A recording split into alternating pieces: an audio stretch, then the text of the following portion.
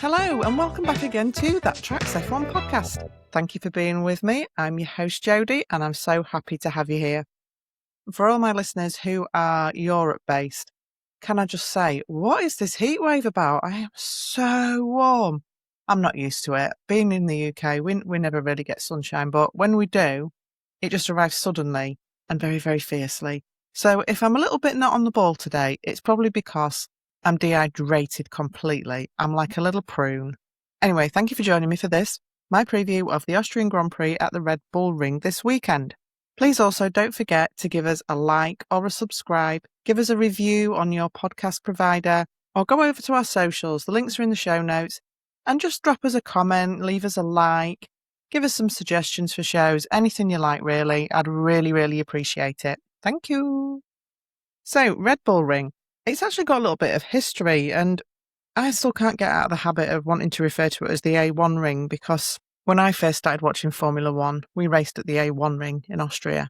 Originally, when it was built in 1969 and up to 1995, it was the Österreich Ring, to give it its traditional name. It then became the A1 Ring in 1996 until 2003, after it was rebuilt in the mid-90s.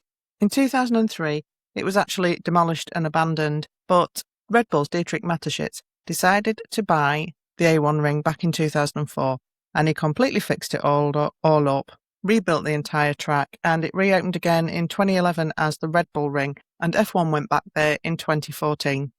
So, what do we know about the track? It's a 4.326 kilometre track, and on Sunday they will race around 71 laps.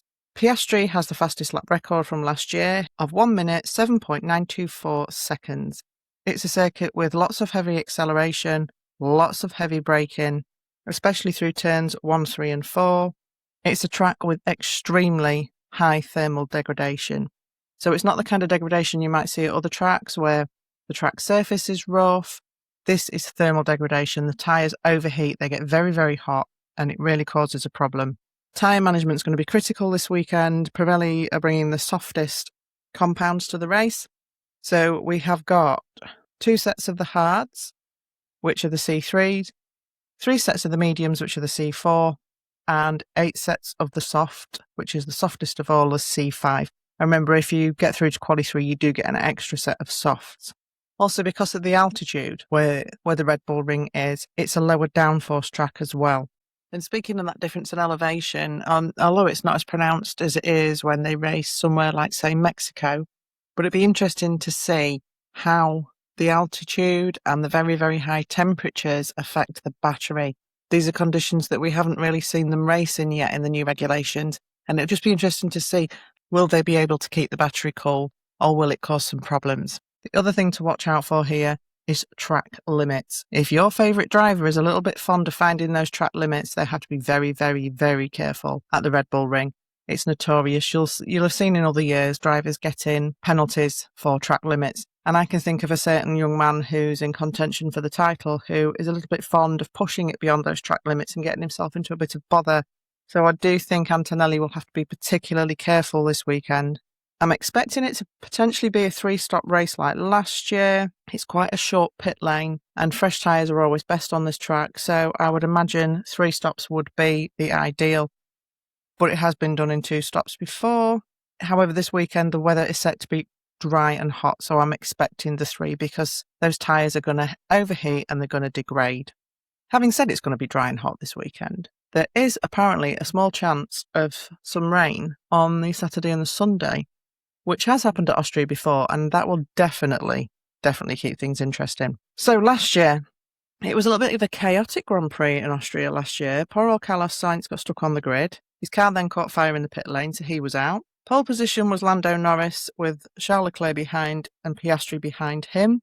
And then from the start, Piastri absolutely flew past Leclerc immediately and straight up chasing down Norris. On the first lap, and Kimi Antonelli hit Max Verstappen and took him out of the race. And by the time we got to lap 11, Lando and Oscar were having a right old ding-dong, a right old scrap, to the point where Piastri actually locks up on lap 20 and nearly ploughs into Norris, which would have taken them both out. So he gets a little bit of a telling off over the radio. Lap 17 makes it a double retirement for Williams as Alex Albon goes out. Tsunoda was a menace in this race. He just seemed to, every time the camera panned to Tsunoda, he was like ploughing into someone. It really was not a good look for him at this race last year. There was a really interesting little scrap further down the field as well towards the end of the race where Bortoleto and Alonso were having a little bit of a scrap. And it's all the more interesting when you think that Alonso is actually Bortoleto's manager. So it was a case of, what's going to happen here? So that was an interesting little race bit further down the field. But in the end, it was a very, very decisive win for Lando Norris with Piastri second. And then the two Ferraris of Leclerc and Hamilton, it was a really good showing for them last year. Now for this year, upgrades-wise, obviously everybody's had the ADUO, but I don't know that everybody will use it straight away at this race. That entirely depends. Alpine are expected and rumoured to be bringing quite a big upgrade package this weekend, with changes being made to both the front and the rear wing and the bodywork. Hopefully that's going to take them in an even more positive direction, because I'm fully behind the Alpine resurge. Cadillac will be benefiting from the ADUO engine upgrade because they're running the Ferrari engine. I'll get to a little bit more about Ferrari in a minute. They're also changing a lot of the metal parts on the car for carbon fibre where they can to help reduce the weight and bring in some other bodywork changes. I think we're starting to see Cadillac now really learning and putting together and getting a feel for what works and what doesn't, and they're honing and refining, and I think it's all positive for Cadillac. But touching on the Cadillac's Ferrari engine, when it comes to Ferrari itself, they're expecting their ADUO update to be worth a gain of about 15 horsepower. They're also bringing this new specific fuel from Shell. Basically, this fuel is to work in conjunction with this steel alloy cylinder head that the Ferrari has in it. And it means that the combustion chamber temperatures are higher. So it will give them, in theory, this increase in horsepower and close that gap down to Mercedes. So if this all comes together for them this weekend, bearing in mind how strong that Ferrari looked in the hands of Lewis at Barcelona, the Mercedes could be in trouble. It's also worth noting that there is a theory doing the rounds. I don't know how much weight to put behind this, but I will share it with you anyway. That the Mercedes, as we know traditionally, like last year and the year before, Mercedes did not do well in hot conditions. It seemed to be a real Achilles heel for them. And the theory is that running in hot conditions, especially if they're running in the dirty air of another car, does something to the battery unit and the car just goes bang. And if you think about what George was doing when he retired in Canada, what Kimi was doing when he retired in Barcelona, that does seem to back that up. But I'm waiting and seeing. I don't know if that's just rumour and conjecture or whether that's something that maybe Mercedes are going to have to look at and work on a little bit more. Now, when it comes to the Red Bull's upgrades, obviously they're not going to get the ADUO upgrade because they have the best internal combustion engine. So no ADUO for Red Bull. However, they are bringing quite a lot of upgrades this weekend. So far this season, the Red Bull's been quite a way behind the Mercedes and even the Ferrari when it comes to its ability to generate downforce from the bodywork and the floor. And because of that, they've got a real problem with tyre overheating, and the tyre will degrade even quicker in hot weather.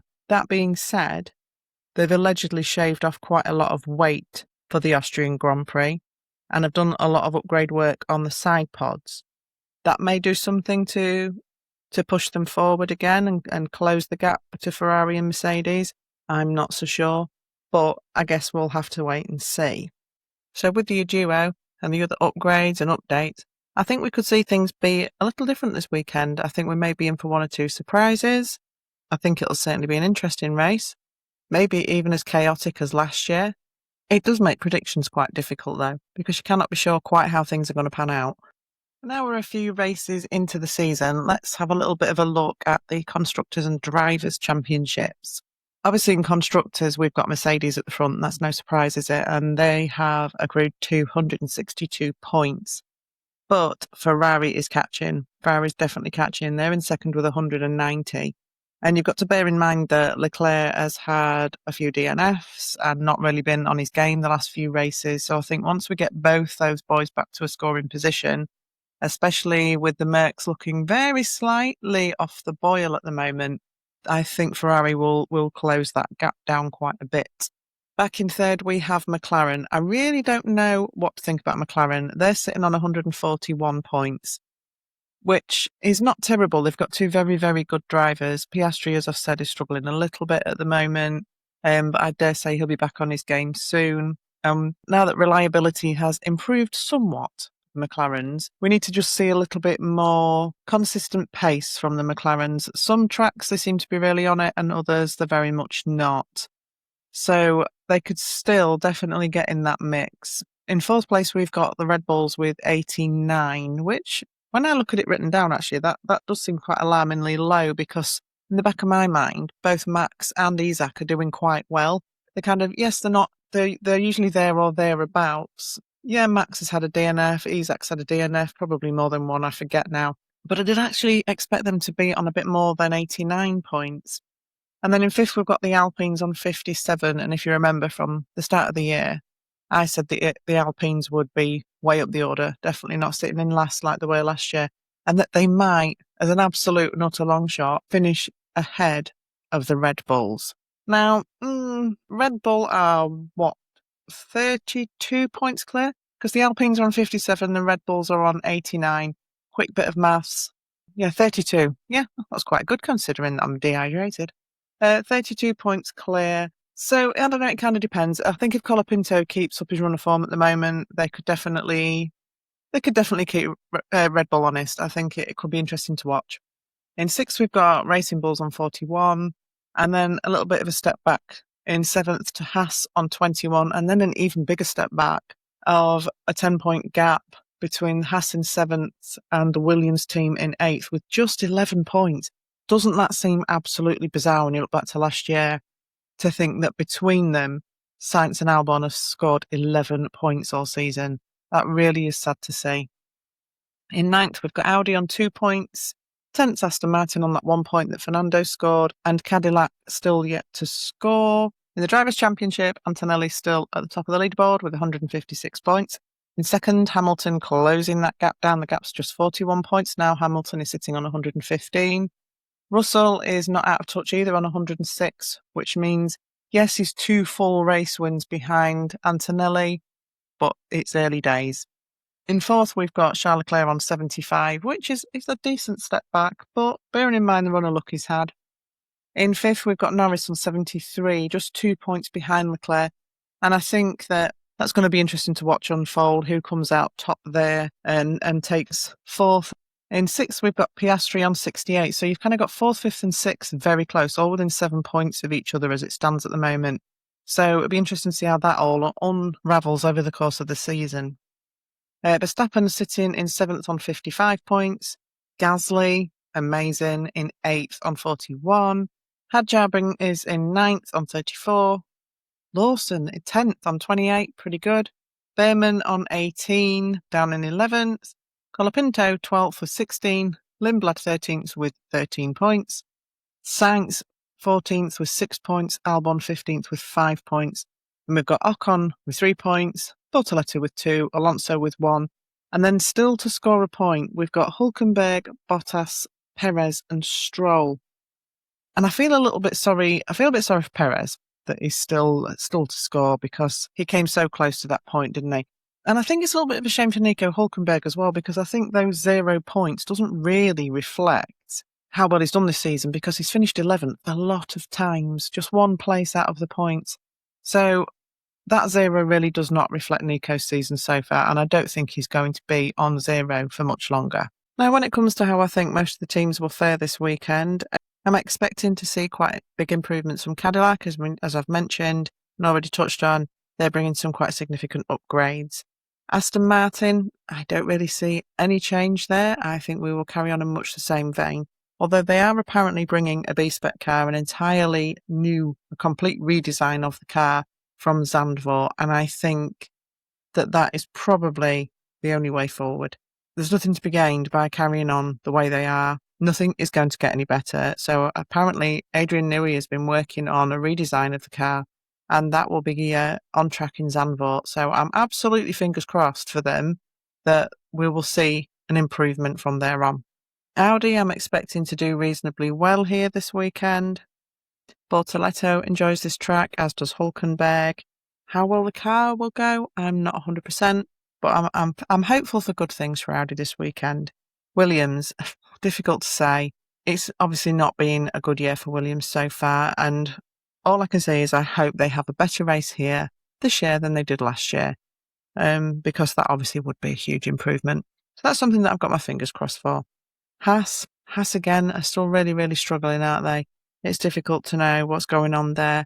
I think this could be a little bit of a turning point this weekend. I'm actually expecting Haas to have a better weekend than they did in Barcelona, and hopefully it will be the start of an upward trajectory for them again, because they really have struggled these last few races.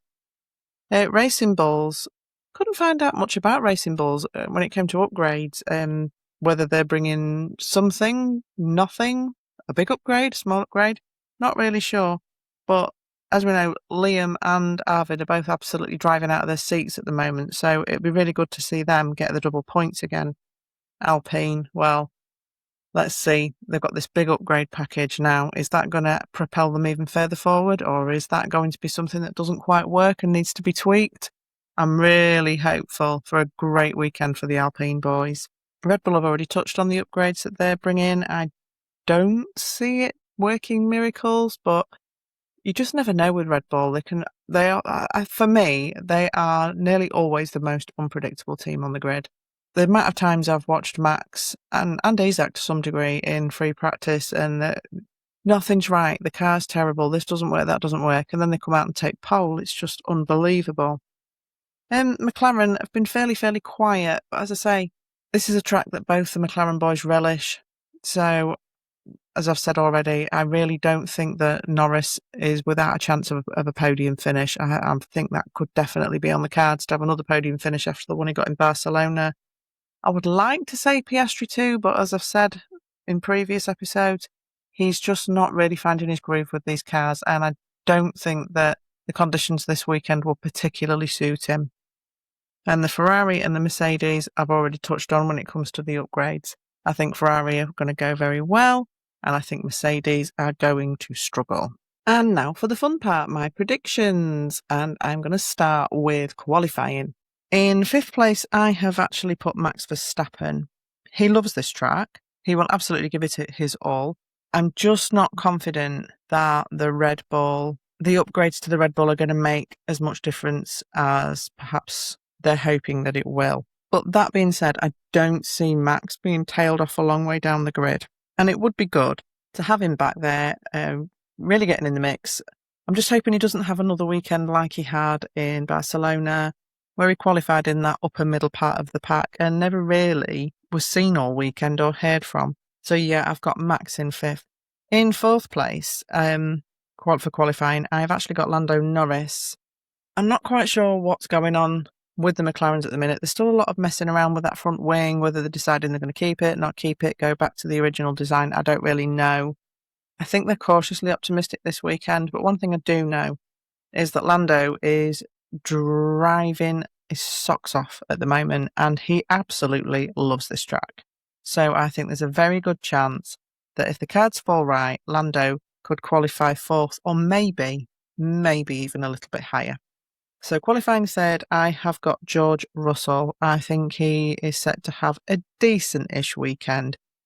I think he will have a reasonably good qualifying. I'm just not confident about the race pace of the Merc in Austria, or even about them both finishing the race again, whether there'll be another reliability issue.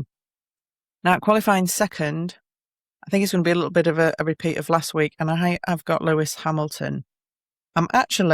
Was umming and ahhing about putting Lewis on pole. I think that, well, let's face it, he's going to give it his absolute all and try and do his damnedest to put it on pole.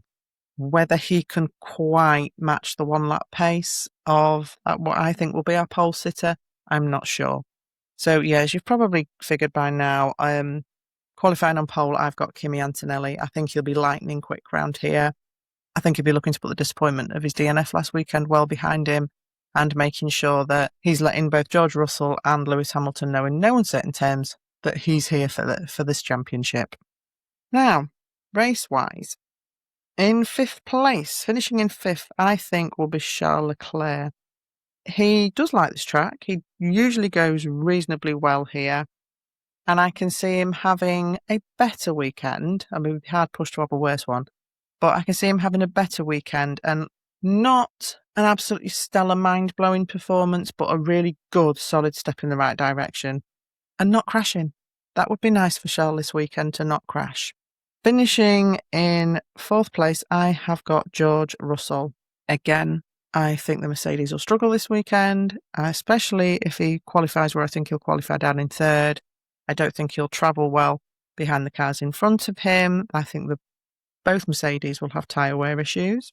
So that's why I have got Russell in 4th. And for those very same reasons is why I have put Kimi Antonelli in 3rd place. I think that the Mercedes, as I say, will struggle a bit more this weekend.